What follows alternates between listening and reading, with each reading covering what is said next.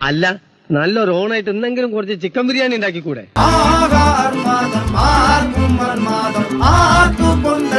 ആഘോഷ പ്രകമ്പനം ആർമാദം ആർക്കും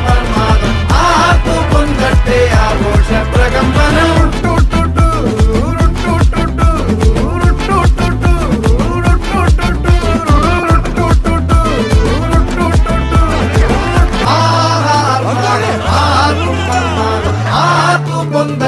ആഘോഷ പ്രകമ്പനം.